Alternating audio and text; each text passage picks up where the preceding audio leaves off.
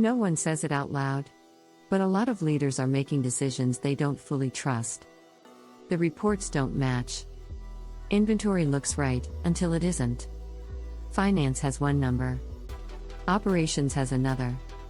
And in the back of your mind, there's this thought: we're one audit, one surge in demand, one mistake away from chaos. Uncertainty is exhausting. When you can't trust the data, every decision feels heavier. Growth feels risky instead of exciting. That's usually the moment leaders realize we've outgrown our system.